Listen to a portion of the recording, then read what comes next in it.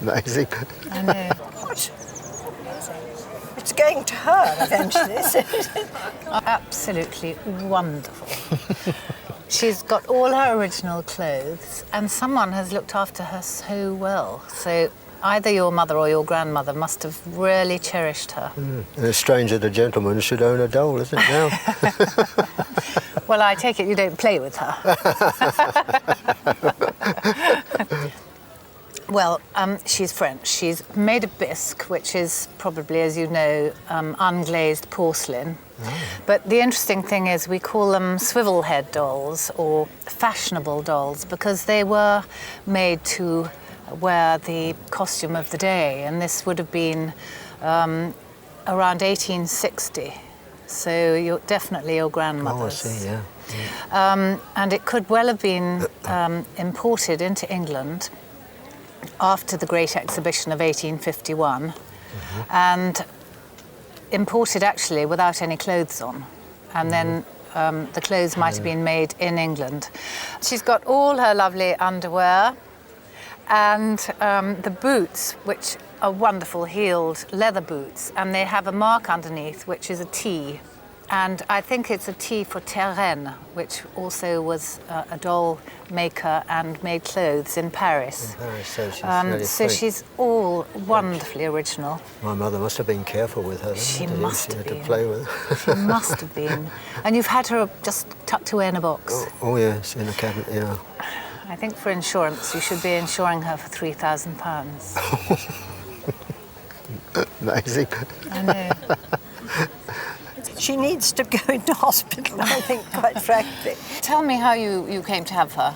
Well, I ran a toy shop, didn't I, Claire, Yes. in Devon. And an old lady came one day and said to me, would I like to buy her? Because she felt she ought to get rid of her before she died and give her a good home. And I said yes. So that was about 1975. Yes, yes. And did you pay a lot for her? I paid her what she asked, which was £100, Yes. which I thought was a lot at the time. There is a pair to this, i.e. they're known as either Hansel or Gretel. Yes. By the manufacturers, who are Kammer or Kammer, with an umlaut on the A, Yes. and Reinhardt. Yes. German manufacturers who were operating in Thuringia, which is now the centre of Germany and was in the east. Oh, really? There were very big porcelain-making factories and doll factories in that part of Germany. Sadly, very few remain. Now, this is one of the porcelain ones which was registered in 1909 by Kammer Reinhardt. Oh, really? It's much earlier than I thought, yes. I'm going to just show the back of the head to you, because I'm sure you've seen that it just actually says 114 incised in the porcelain and fired again. Yep. Now, 114, if you were to call me and say I have a K&R 114, I would know exactly what it looked like, Yes. because it is a mould. And they poured in the molten porcelain into a mould. Now, underneath that, it says 49. Now, that is the size, 49 centimetres. So that tells me pretty well all I want to know. I just need to know that she's in good condition. I think someone's kissed her tip of her nose quite a lot. Yes, so do I, yes. It wasn't me. It wasn't you. It wasn't you. You kept her very well. So slightly rubbed on the nose, and just little tiny bits of white here, where little scratches. Her colour's good, though, isn't it? Her cheek colour. She's got good colour, and lovely painted blue eyes. Now, had she glass eyes, she'd be probably worth double. It's quite extraordinary. It's probably because they're rarer. And to make her sit, she has these very good joints, so they're creaking a bit. Like me. Oh, I haven't heard you creak. Nice original dress. Not original shoes. I made them. You made them? Oh, well, very well made. And a lovely little doll, all bisque, which is her baby. Yes. Sweet little doll. Yes. I would say that if she were to go into a doll sale, you would probably get in the region of maybe £3,500 for her. What? It's going to her eventually, isn't it? Aren't you lucky? Very interested. Really, why is she so valuable? These Kammer Reinhardts are extremely valuable. The world record for any doll at auction is a Kammer Reinhardt. Really? £188,000. Well, I've heard of multiple personalities, but this really does take the biscuit, doesn't it? Well, yes. They certainly are very unusual, and I'm surprised to find one here. Now, what's the background on this one? Well, only that it belongs to my aunt, and she gave them to me when I was a child, and that's all I know about it, really.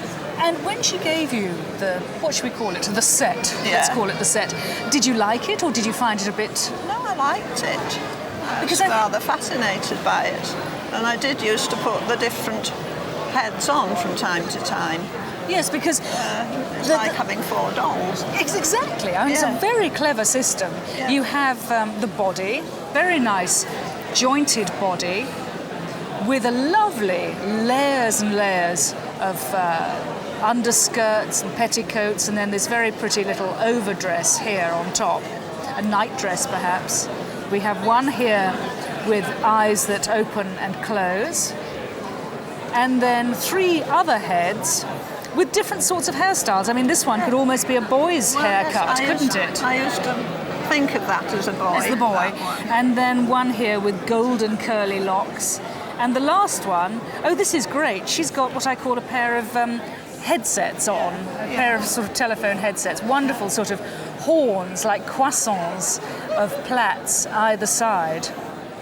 She is made of bisque, or the heads are made of bisque, and hopefully, there we go, on the back of this one we have everything that we want to know about, because it says here Germany and the number 174.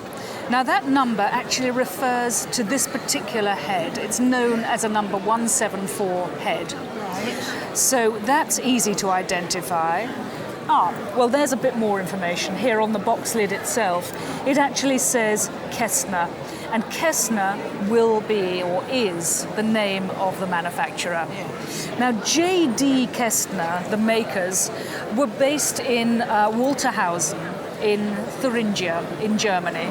And Thuringia was the great doll-making area of Germany in the 19th century. And in fact, Germany was the great doll-producing nation. And I think that one of the aspects of this that appeals to me so much is the fact that it is in its original case, with the label still there, almost unplayed with. Now, I did used to play with it.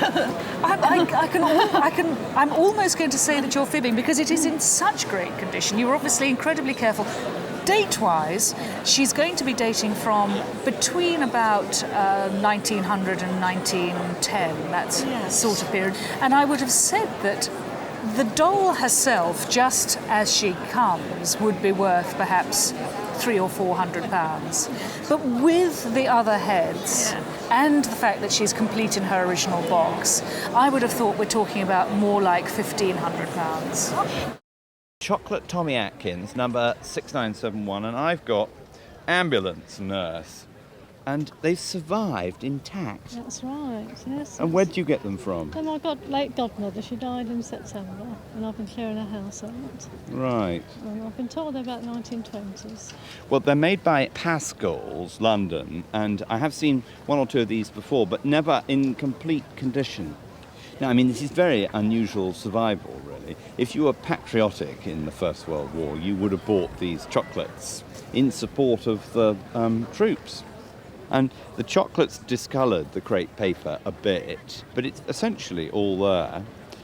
What you don't want to do is to come out on a very hot day. That's right, look, it's a bit cooler today. No, and I wouldn't recommend eating them either. And just bits of fun, really. What would somebody pay in a sale for them? Probably somebody would pay for the 2 £50 to £100, something like that. Right, okay. But good Very fun, much. though. Yes, that's right. It's been passed down the family on my husband's side from his great aunt. She's the lady in the picture there, it did originally belong to her 5-year-old sister, which she got it for the Christmas present, which unfortunately 6 weeks later she died of diphtheria. And apparently this was the last thing she was holding with a doll when she died. Is so that, eldest sisters kept it in memory to her sister. Was that an orange, do you think? Yeah.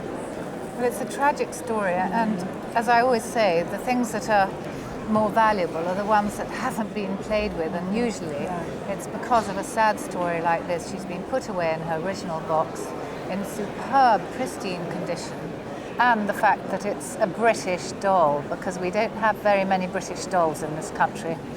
She's what we call a shoulder head, so she's all in one with a shoulder plate. Lovely original silk satin dress and little overcoat, original shoes, her own little bag, and this photograph of the original owner all go to push up her value to, I would say, somewhere in the region of 200 to 300, possibly a little bit more. So, Thank you. Well, she's been in the family all my life. She belonged to my grandmother, and she used to be kept in the back of a very dark, very cluttered cupboard. Yes. And as a treat once a year, if my sister and I really played our cards right, she would be brought out, and my grandmother would wind her up. And she'd do her thing. She's dressed beautifully in this silk, which is, it's deteriorating, but it's inevitable. When you think that she was probably made in around 1890, 1900, the fact that your grandmother very cleverly kept her at the back of a cupboard, I'm sure it was nothing to do with keeping her out of your way. She merely wanted to conserve the fabric. And in fact, that has, I'm sure, helped. You can see it's beginning just to go into tatters here. She's standing on a little velvet-covered box which contains all the gubbins. It contains the musical movement, and it will contain all the cams and the cogs to set her going. But what I want to do is to turn her round and just see if there is anything that might be revealed on the back of her head. And there is the letters SH and the number 1300. So in fact that tells me that she was made by a company called Simon and Halbig. The 1300 is actually the mould number of her particular face. So yes, I would have said that she is probably dating from about 1900 or so from that head. People say, oh well, how come that they made these very fragile toys for children? And of course the answer is they weren't for children at all. They were actually made for adults as after dinner entertainment pieces, really, a sort of rich man's plaything in a way. They were originally made in Paris, and there were a number of top makers, and she was made by Leopold Lambert. She would have been dressed for a particular market, in this case for Spain, exported and sold down there. The market for these is really very strong, and the more that the automaton does, the more movements that it has, the more expensive they tend to be. And looking at her, she's got movements to her.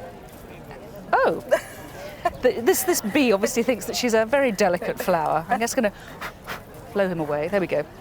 So moves hit the tambourine, her head moves and so on. So she's got several movements there, and I think that if she came up for auction, we'd be talking about perhaps a figure of between 1,800 and perhaps just over £2,000. Very good. So she's lovely. And I'd like her, if we may, just to play her out. So I'm going to just give her a bit of a wind at the back there. Turn the knob.